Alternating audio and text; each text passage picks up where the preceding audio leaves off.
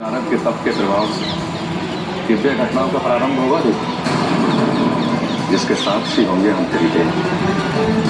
ओम नमो भगवते वासुदेवाय नमः।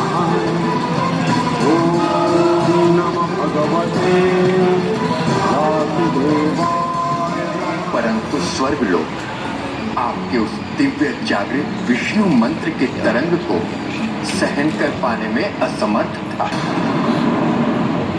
देवराजेंद्र हूं मैं, देवराजेंद्र। स्वर्गाधिपति देवराजेंद्र, जब मेरी इच्छा के विरुद्ध इस सृष्टि में कुछ घटित नहीं हो सकता तो ये निर्जीव बातें ये मेरी इच्छा के विरुद्ध कैसे जा सकते हैं? जाओ पासे और जाकर अंक लाओ। ये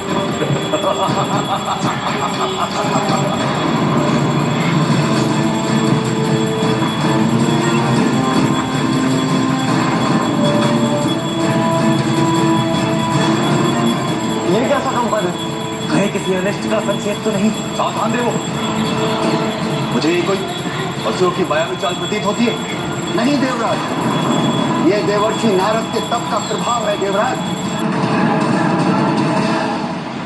ये कोई मायावी छल नहीं। देव ऋषि के तप का प्रभाव।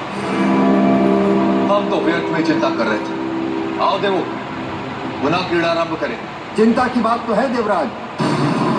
जिस प्रकार देवर्षि के तप से स्वर्गलोक में कंपन हो रहा है, स्पष्ट है कि स्वर्गलोक का रक्षा कवच पुण्य के प्रभाव से बनता है, वो क्षीण हो रहा है।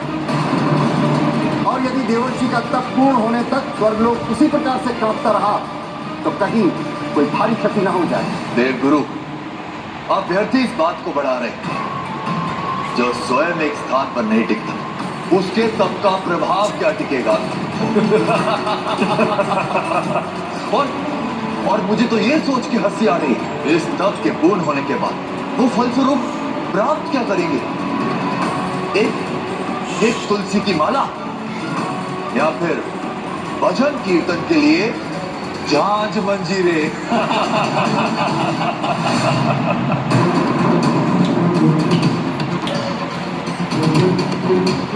स्वर्गलोक में यह समय अंधकार कैसा? इन असुरों की सेना हमारे स्वर्गलोक के निकट तो नहीं आ गई?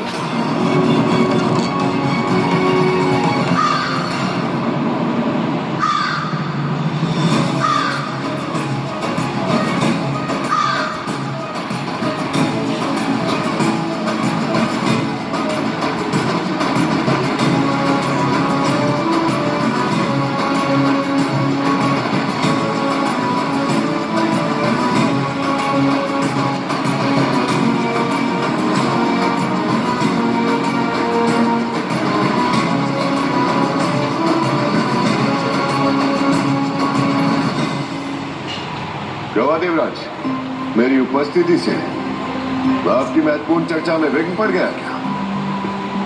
नहीं शनिदेव, हम तो यूं ही नारद जी के विषय में चर्चा कर रहे थे।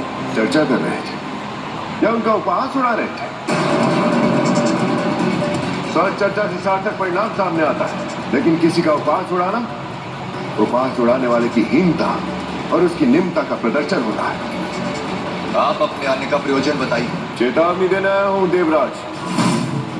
अभी तक आपके स्वर्ग पर कोई संकट नहीं आया है कि यदि इसी तरह देवतागण अपना कर्म धन और दायित्व भूलकर इसी तरह क्रीड़ा में व्यस्त रहेंगे, राजरंग में डूबे रहेंगे, तो आने वाले संकट को कोई रोक भी नहीं सकता। असत्य, ये मिथ्यारोप लगाकर आप मेरी ही सभा में मेरा अपमान करे हैं शनिदेव। इंद्र सभा अर्थात देवों का कार्यस्थल, जहाँ सृष्टि के संचालन के दायित्व निभाए जाते हैं, और ऐसे पवित्र स्थल पर आप लोग अपने कर्तव्य को भूलकर क्रीड़ा में मग्न हैं, किसी और का उपहास उड़ाने में लिप्त है। किसी के भी सामर्थ्य को कम नहीं आंकना चाहिए देवराज। ऐसे दिव्य तपस्वी पुरुष असंभव को संभव करने का सामर्थ्य रखते हैं। शनिदेव सत्य कह रहे हैं। तपस्या का अर्थ ही आप कौन रहे थे गुरु? सत्य असत्य का निर्णय लेने का विवेक है मुझ में। यदि इतना ही विवेक होता आपके भीतर तो इस प्रकार देवगुरु का अनादर नहीं करते देवराज। ओम नमो भगवते वासुदेवाय नमः। समझिए देवराज, आपका सिंहासन हिल रहा है। केवल सिंहासन हिला है शनिदेव, अपनी पदवी से मैं नहीं हिला, और ना ही कभी हिलूंगा। यह कुछ भी स्थायी नहीं है देवराज। निरंतर परिवर्तन इस सृष्टि का शाश्वत नियम है। जो आज आपका है वो कल किसी और का होगा। यहां तक कि आपका सिंहासन भी। ऐसा कभी नहीं होगा शनिदेव। मेरे पद को प्राप्त करने के लिए सामर्थ्य चाहिए, शक्ति चाहिए, और आप ये भली भांति जानते हैं कि मेरे पद को प्राप्त करने के लिए जो योग्यता चाहिए वो केवल और केवल मुझ में है, देवराज इंद्र में। यह आपका भ्रम है देवराज। आज तक कोई आपका पद नहीं ले पाया। यह आपका भाग्य है। और स्मरण रहे, भाग्य सदैव साथ नहीं देता, परंतु योग्यता कोई भी अपने कर्मों के द्वारा कभी भी प्राप्त कर सकता है देवराज। अब देवर्षि को ही देख लीजिए, क्या उनका यह तप उनकी योग्यता का प्रमाण नहीं है? तो आपके अनुसार देव ऋषि में वो सामर्थ्य मेरे पद को प्राप्त करने का? ये तो समय ही बताएगा देवराज। मुझे नहीं लगता शनिदेव कि वो समय कभी आएगा। अहंकार सर्वनाश का संकेत होता है देवराज। शनिदेव, ये मेरा अहंकार नहीं, ये मेरा आत्मबल, और मेरे आत्मबल के समक्ष देव ऋषि का तप एक समुद्र की बूंद के समान है। सामर्थ्य कहने से सिद्ध नहीं होता है देवराज। उसे व्यवहार की कसौटी पर कस सिद्ध करना होता है, स्थापित करना होता है। सुनिए देवराज।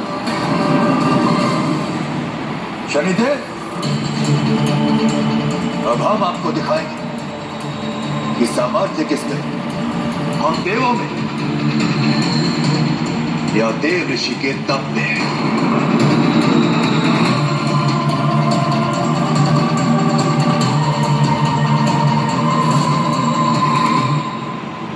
ओम नमो भगवते वासुदेवाय नमः।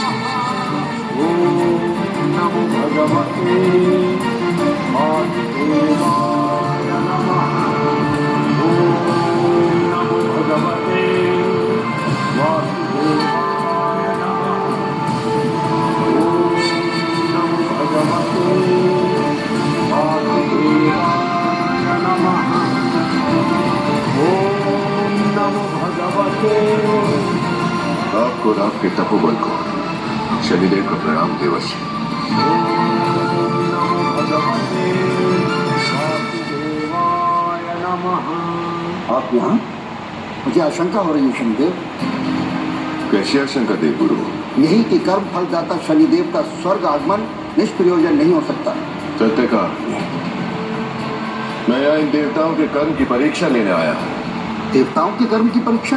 हाँ देवगुरु, वास्तव में देवराज इंद्र पर मेरी दशा आने का योग बना हुआ है, पर मेरी दशा में कर्म की परीक्षा होती है, और राजा के साथ साथ उसके मंत्री और उसके सेनापतियों को भी उस परीक्षा को पार करना होता है। इसलिए अब इन सब के कर्मों की शुद्धि होगी, जो अहंकार में आकर यहाँ देवर्षि का तप भंग करने पहुंच गए। देवराज इंद्र शनि दशा में? परंतु क्यों? क्योंकि रास, रंग और अहंकार ये देवताओं के गुण नहीं होते हैं। यथा राजा तथा प्रजा की कहावत को चरितार्थ करते हुए सभी देवता विकार युक्त हो गए हैं। देवगुरु, मैं इन्हें विकारों से मुक्त करने आया हूँ, देवताओं की गरिमा को बचाने आया हूँ, और सृष्टि संचालन का दायित्व बोध कराने आया हूँ। इसीलिए इनके कर्म की परीक्षा अनिवार्य है।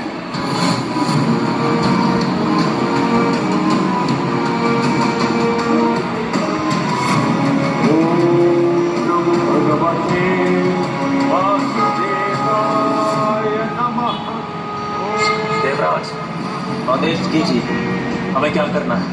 वासुदेवाय नमः। देवो, दिखाओ अपना सामर्थ्य। भंग कर दो इस देव ऋषि की तपस्या ओम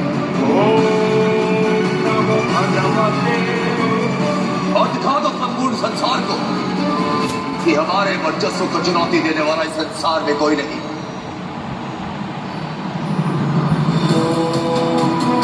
भगवते वासुदेवाय नमः। ओम नमो भगवते वासुदेवाय नमः।